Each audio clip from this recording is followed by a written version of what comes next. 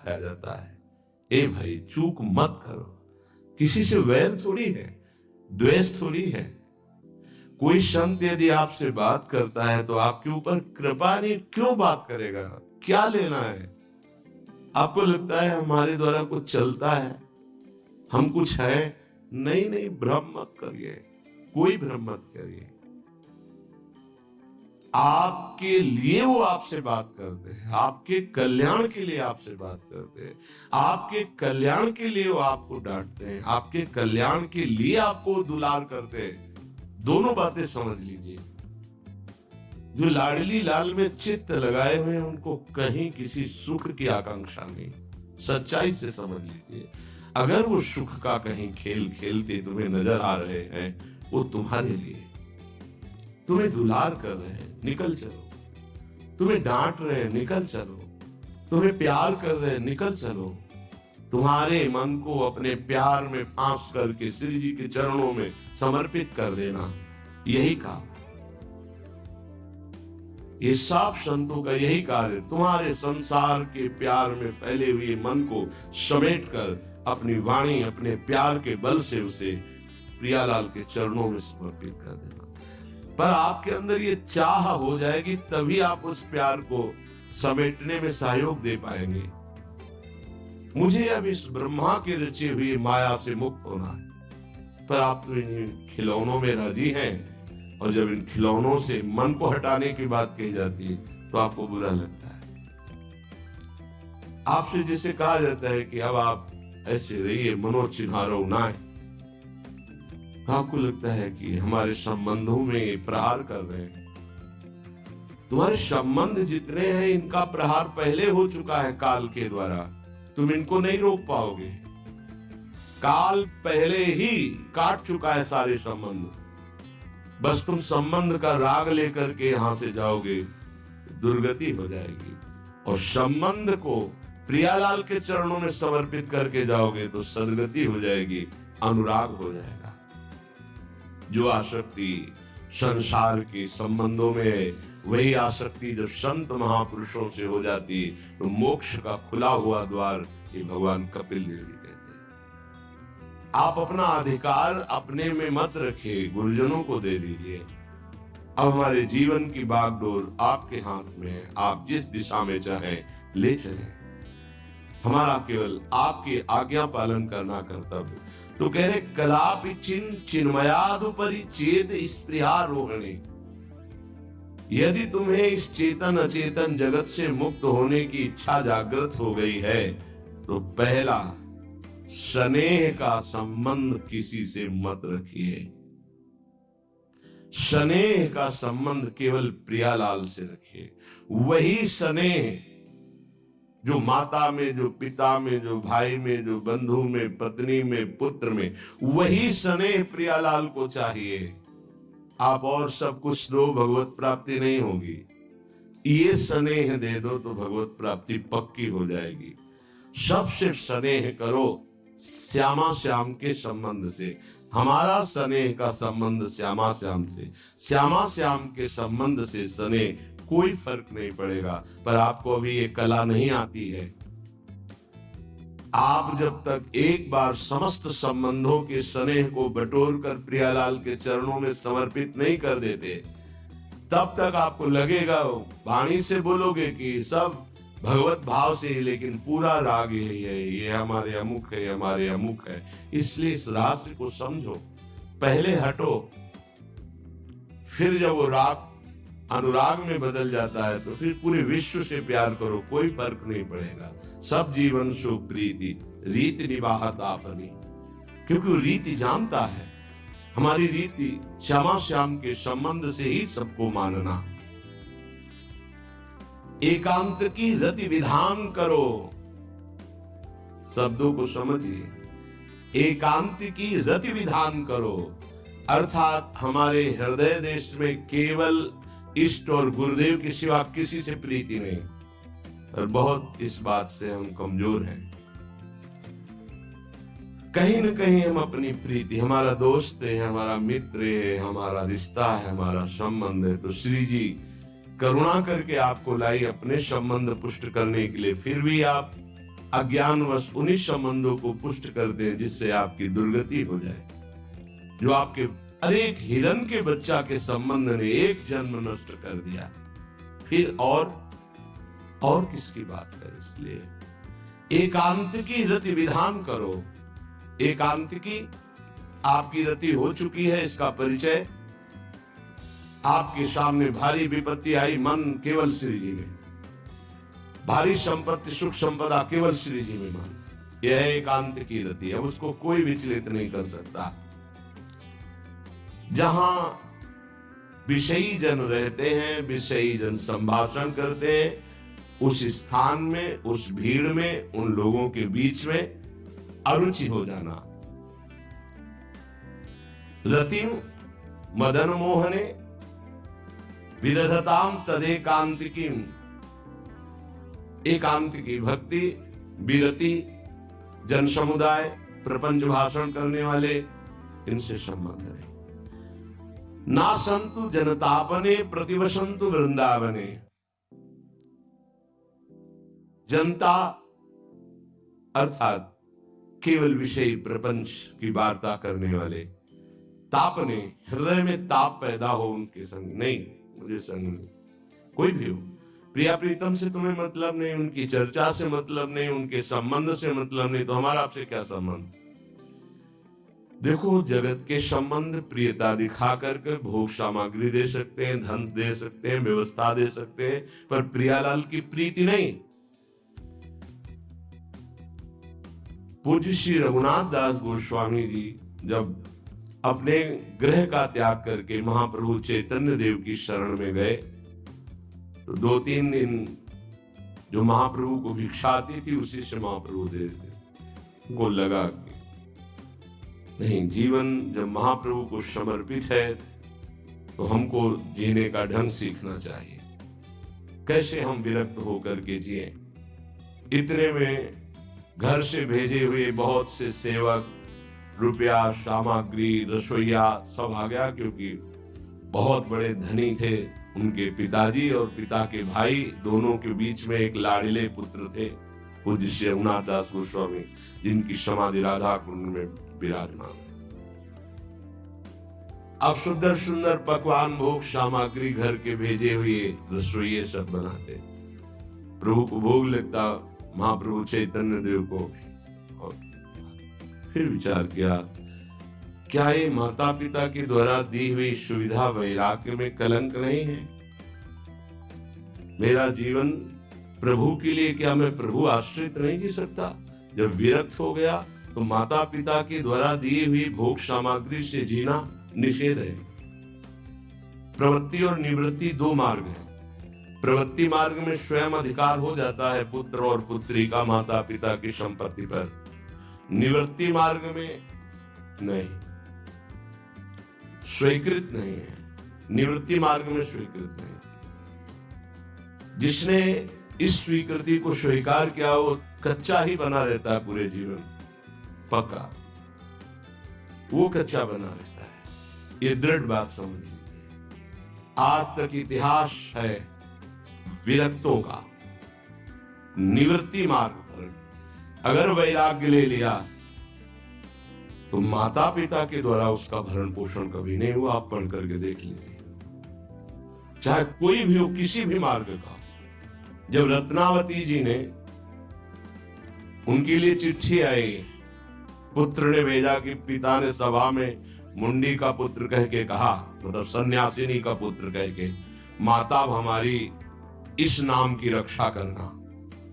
जी हुई चिट्ठी पढ़ी तो महल छोड़ दिया उसी समय, और नाई को बुलाया, अपने जो राजरानी के बाल थे उतरवा दिया, और संत सभा में बैठ गए। हाथ से कहा, राज अन्न का त्याग। अब ग्राम नगर के द्वारा दी हुई भिक्षा के द्वारा भरण पोषण होगा, इस राजा के द्वारा दिए हुए नहीं। और पति थे माधोसी। जब ये बात सुनी तो उनको भयंकर क्रोध हुआ। मेरे सामने मेरी पत्नी मेरा इस तरह का अपमान, मारने का प्रयास किया, निष्फल है। अंततो गत्वा, चरणों में हाथ रख के माथा रखा है, पढ़ के चरित्र देख लेना। नहीं इनके महल में रहूंगी, नहीं इनका भोजन पाऊंगी। विरक्त होकर के माता पिता के द्वारा भरण पोषण होना एक बार एक भिक्षा के लिए तो अनुमति है। अगर विरक्त हो गया है, एक भिक्षा अगर माता पिता करा दे तो वो स्वीकृत है, इसके अलावा नहीं। आप चरित्रों को पढ़ के देख, सिद्धांत से नहीं चलोगे तो 4 दिन बाद फिर उसी में आ जाओगे। जब हम विरक्त हो गए, पूरे विश्व का भरण पोषण प्रभु करते, तो मेरा नहीं करेंगे क्या? आज अगर कोई जुड़ा है तो वैराग्य और भगवत प्राप्ति के लिए जुड़ा है। हमारा संबंध संसारिक नहीं, भागवतिक। जिस मार्ग में हम हैं उस मार्ग में। रघुनाथ दास गोस्वामी को 2-4 दिन हुए, फिर अंदर आग लग गई। नहीं, पिता के द्वारा दिए हुए वैभव को नहीं भोगना, वापस। अब कैसे जिए? जहां सिंहपौर पर जगन्नाथ जी के सब भिक्षुक खड़े होते थे, उन्हीं के बीच में खड़े हो गए। अब जो बांटते हैं तो उनका स्वभाव है लेने वालों का दौड़ दौड़ कर आगे लेना। कभी कभी मिलता, उनको शांत खड़े रहते तो पा लेते, नहीं मिलता प्रसाद तो भूखे रह जाते। फिर विचार किया, इसमें खड़े होकर के भी एक वृत्ति बनी रहती कि आने वाला देगा, ये भी ठीक नहीं। एक जगह अन्न क्षेत्र में अन्न बंटता था, वहां से जाके लाने लगे। फिर विचार किया, विवेक धैर्य नहीं लेने देता। यार, हम यहाँ कोई सेवा तो करते नहीं, क्योंकि भर पेट अन्न पाने का जिस क्षेत्र में अधिकार है तो वहां सेवा करना जरूरी। चाहे पोछा लगा दो, चाहे पत्तल फेंक दो, कोई सेवा वहां करनी चाहिए, तभी आपका वैराग्य सुरक्षित रहेगा, नहीं तो फिर ठीक नहीं है। वहां अन्य क्षेत्र में भी छोड़ दिया भोजन लेना। आप कैसे जिए? तो रात्रि में जो महाप्रसाद गाय को डाल दिया जाता था, गाय भी छक के जब नहीं पाती थी तो वो रात्रि के 10-11 बजे निकलते और वो महाप्रसाद जो पड़ा रहता उसको उठा के लाते, जल से धोते, सड़े सड़े निकाल के चावल, फिर उसे पाते। महाप्रभु ने पूछा, गोविंद, गोविंद दास सेवा में रहे, गोविंद ये रघु अब क्या पाता है? बोले, प्रभु बहुत वैराग्य से रह रहे। बताया तो उनका, अच्छा ऐसा अमृत अकेले अकेले पाता है, हमको कभी निमंत्रण नहीं दिया, अब हम चुपके से छीन के पाएंगे। महाप्रभु चले रात्रि के जब वो कटोरे पे इतने से चावल सही निकाल कर पाने में लगे थे, पीछे से महाप्रभु गए से लिया। अरे प्रभु, आपने उनका इतना स्वादिष्ट अमृत पाता है और मेरे को कभी निमंत्रण नहीं दिया।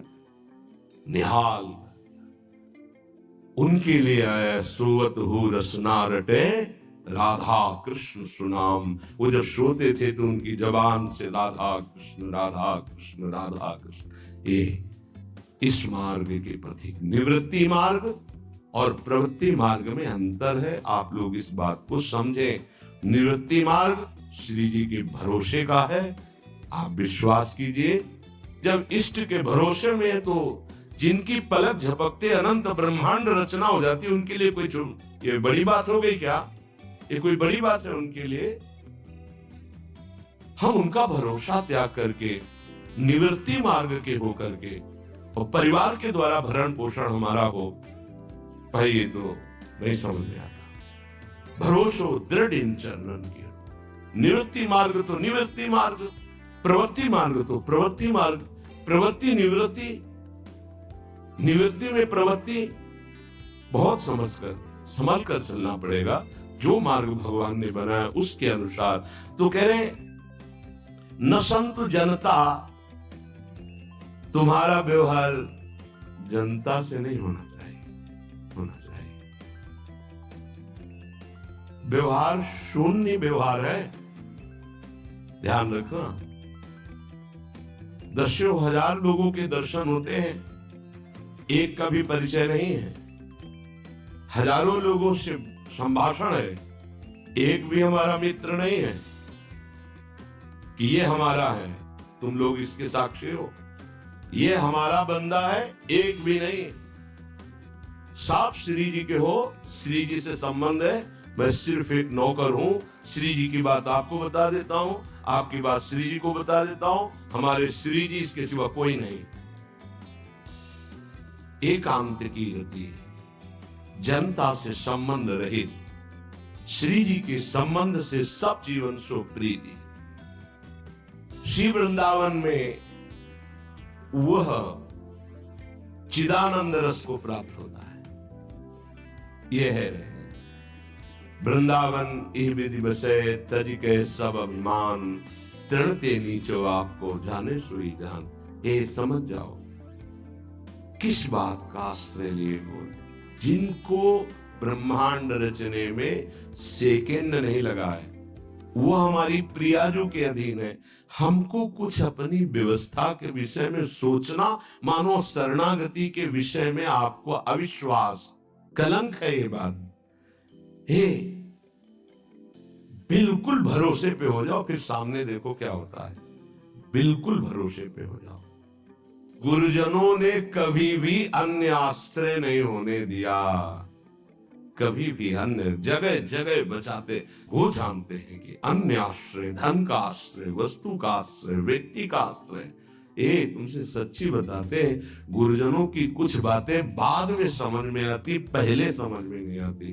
केवल श्री जी का भरोसा रखो, जिसने आज दिया है वही कल देगा। जब गुरु जी को कोई कहता कि कभी काम में आ जाएगी ये वस्तु, रख लो, तो बोले इसी को मिटाने के लिए बाबा जी हुए हैं। जब कभी काम में आनी होगी तो तुरंत श्री जी भेजेंगे, हम इसको पहले से क्यों रखें। ये हमें चाहिए कि केवल श्री जी का आश्रय लेकर वृंदावन वास हो। देखना कितना आनंदित रहोगे। फिर रोना आता है, तुम्हारे आंसू फिर निकलेंगे। जब आप एकांत में होंगे, आपका कोई नहीं होगा और आपकी परिस्थिति विपरीत होगी, तब जो शरणागति होती है वही भगवत प्राप्ति कराती है। जब तक विपरीत परिस्थिति नहीं आएगी तब तक शरणागति परिपक्व नहीं होगी। बात लिख लीजिए, चाहे वो द्रौपदी जी हो, चाहे गजराज गजेंद्र जी हो, चाहे कोई भी हो, जब ऐसी विपरीत परिस्थिति आए कि कोई भी सहयोगी नहीं रह गया, तब शुद्ध शरणागति और भगवत साक्षात्कार। उस दिन के लिए तैयार रहो और मांगो कि हमारी आसक्ति का नाश करने के लिए परिस्थिति ऐसी दे दो प्रभु कि सिर्फ आप पर दृष्टि हो, सिर्फ आप पर, ना कोई हमारा नाम किसी के, सिर्फ आप। मेरे तो गिरधर गोपाल, दूसरों न कोई। बात समझो, सत्संग की बात को समझो, परमार्थ की बात को समझो। तो जब कोई हमारे जीवन में प्रश्न आता तो जो नील चादर ओढ़े हुए विराजमान, उनकी चादर की तरफ देखते, आकाश की तरफ। बाहर निकलकर आकाश की तरफ देखते, तत्काल उत्तर मिला है हमको, तत्काल भाग, यहां से भाग। झोला टांगा, रात्रि में भागे, जब भागे तब रात्रि में भागे। भागो भागो भागो, भागते भागते अब पायो परम विश्राम। अब वृंदावन, श्री वृंदावन विश्राम, सब सोहित निष्काम श्री वृंदावन विश्राम।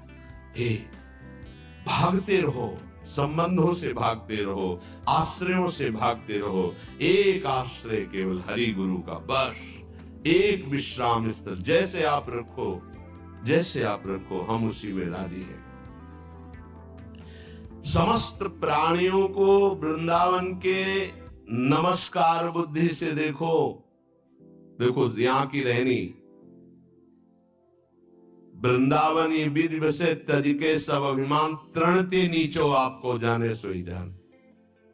तृण से नीच अपने को जो जानता है सबको नमस्कार करेगा। और सच्चाई में देखो तो ऐसा ही है, कुछ नहीं है। कोरा अहंकार केवल है। क्या है हमारे अंदर? कुछ नहीं। अगर गुरु कृपा न हो, प्रियालाल की कृपा न हो, तो कुछ नहीं। हाथ उठा के कहते हैं, कोई बल नहीं है। बल है तो वो है, नहीं तो वो नहीं, तो कुछ बल नहीं। क्या बल है? आप देखो, अंदर से देख लो बैठ के, तुम्हारे अंदर क्या बल है। फिसल कर गड्ढे में गिरने का तो बल है, लेकिन गड्ढे से निकलने का बल तो नहीं है। फिसलने में क्या बल? फिसल कर गिरने का तो है, लेकिन गिर के संभलने का बल, ये केवल गुरु का बल है, ये केवल इष्ट का बल है। इसलिए श्री धाम वृंदावन का आश्रय और वास स्वीकार करो। सबसे छोटा अपने को समझो, समस्त प्राणियों को नमस्कार करो। क्यों? क्योंकि कहीं कोई वृंदावन में किसी का अपराध न बन जाए। नमंतु ननु जंतु कानिह नमंतु रस्तु क्वचित। कहीं ऐसा ना हो जाए यहाँ किसी भी जंतु का, किसी भी जीव का, किसी भी शरीरधारी का अपराध न बन जाए।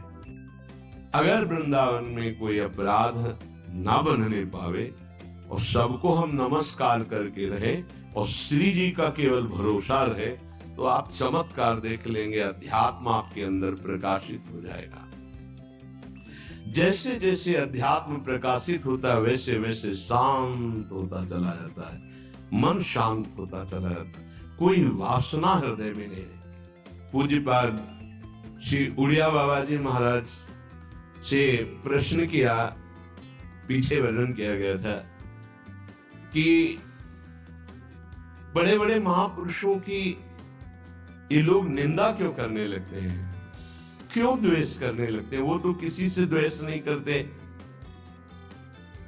जितने महापुरुष हुए उनकी निंदा हुई है, वर्तमान में जितने हैं तो आप देख लो सैकड़ों अगर नमस्कार करने वाले तो कुछ निंदक आपको मिलेंगे। ऐसा क्यों होता है? क्योंकि संत तो किसी से द्वेष नहीं करते, द्रोह तो उनके हृदय में होता नहीं, अद्वेष्टा सर्वभूतानां। फिर ये क्यों होता है, निंदा क्यों करते हैं? तो कहते भगवान की दो शक्तियां, एक है माया और एक है प्रेम भक्ति। जो प्रेम भक्ति से विमुख, उनके हृदय में माया शक्ति का प्रभाव रहता है। यद्यपि उनका द्वेष भी इसी से होता है, उनकी महानता देख करके वो वहां चल तो सकते नहीं, तो उनका द्वेष बन जाता है। महानता देख करके उसमें चल नहीं पाएंगे। जैसे कहावत में आता है कि एक अंगूर को बहुत कोशिश की पाने की, जब नहीं मिले तो खट्टे हैं, प्रयास किया लेकिन नहीं मिला। तो उनका प्रयास माया जनित है, तो प्रेम या भक्ति या सद्गुण या भगवद आश्रय नहीं धारण कर पाते, तो उनको द्रोह हो जाता है संतों से। आप नरसिंह मेहता जी का चरित्र देखिए, बड़े बड़े भक्तों का, उन्हीं के गांव के लोग, उन्हीं के घर के परिवार के जनों ने ही द्रोह पैदा कर दिया। द्वेष, निंदा, मारने की चेष्टा, अपमान, ऐसे। अच्छा सोचो, उड़िया बाबा जैसे महापुरुष से क्या कभी ऐसा हो सकता है कि उनके मारने के लिए आदमी लगा दे? विचार करके देखो। पैसा देकर भेजा गया था कि सत्संग में जाके नाक काट लो। वो आदमी चुपचाप चाकू लेकर के आया और प्रणाम के बहाने तो संतों के सामने कौन रोकता, तत्काल चाकू निकाली और जे भी मारा तो हाथ पकड़ते पकड़ते चावल भर नाक में चल, मतलब थोड़ा सा ऐसे खून निकलने लगा। ऐसे बाबा ने रोका, पकड़ा और गुफा में ले गए। आज भी गुफा नीचे जो बनी हुई, बैठे और गरम दूध चीनी डाल के मंगवाया, पिलाया और कहा धैर्य धारण करो, बिल्कुल डरो मत, तुम्हें कोई नहीं मारेगा, तुमने ऐसा क्यों किया?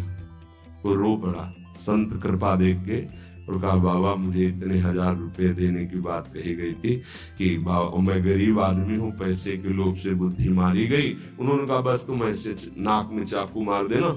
ऐसा बाबा ने कहा कोई बात नहीं, कहाँ से आए हो? बोले हाथरस के हैं। बाबा ने ये नहीं पूछा कि किसने भेजा है। चतुरता इस बात की कि सब शिष्य थे, अगर ये पता चल जाए कि किसने, तो उससे द्रोह हो जाएगा ना, बस इतना पूछा था क्यों तुमने ऐसा किया? तो बोले मुझे पैसा। ये नहीं पूछा किसने किया, क्योंकि उससे द्वेष हो जाएगा। अपने शिष्यों से कहा शपथ है हमारी, इसे डांटना भी नहीं और हाथरस की बस में सुरक्षित बैठाल करके आप चल जाओ। बोलो ऐसे महापुरुष को फिर बाद में लीला, द्वेष की हद हो गई, संसार द्वेष की सूली पे चढ़ा दिया, जहर पिला दिया, मेरा जी को जहर पिला दिया, प्रहलाद जी को। क्यों ऐसा करते हैं लोग? बोले माया से आसक्त चित्त वाले जब भक्त को देखते हैं तो उनके अंदर गाली देने का मन होता है, जलन पैदा होती है, स्वभाव ऐसा स्वाभाविक है। उनके हृदय में इतना द्वेष पैदा होता है कि वो दुष्ट हृदय कैसे इनकी हानि हो, बस ये सोचते हैं कैसे इनकी। बड़ा विचित्र खेल है। इस संतों के साथ क्यों? पलटू बाबा को अयोध्या में झोपड़ी में ही आग लगा दी आसपास से, ऐसा क्यों होता है? तो बोले माया शक्ति कि जिसके हृदय में माया का प्रभाव, मलिन हृदय होता है, वो संतों से स्वाभाविक द्वेष करते हैं, जो कि द्वेष के पात्र नहीं है। वो किसी से वो द्वेष नहीं करते। एक संत आप चरित्र उठा करके देखो, संतों से द्वेष करने वाले प्रत्येक महापुरुष के जीवन में देखा गया, पार्षदों के रूप में द्वेष करने लगे, उन्हीं के पार्षद बनकर उनकी खिलाफत करने लगे और उन्हीं के पार्षदों के द्वारा उनको सूली पर चढ़ाया गया। बड़ा विचित्र माया का खेल है। इसी से वो भक्तों की निंदा करते हैं और भक्तों से द्रोह करके अपना सर्वनाश कर लेते हैं। तो क्या इससे बचा जा सकता है? यदि भगवान का नाम जप करने लगे, भगवान का आश्रय ले ले, तो दृष्टि बदल जाएगी। आप देख लेना, दृष्टि बदल जाएगी। नाम जापक सहृदय होता है, वो घोर पापी पर भी प्यार करता है। लोग समझते नहीं उनके हृदय को। घोर पापी को भी वो प्यार करके भगवान से मिलाना चाहते हैं। यदि आप नाम जप करते हैं तो आप बच सकते हैं, नहीं संत द्रोह की वृत्ति अंदर पैदा हो जाएगी। ये माया है। ये जहां किसी महापुरुष का यश सुन तो वही निंदा शुरू कर देता है, क्योंकि माया उसका पतन कराती है और भक्ति उत्थान कराती है।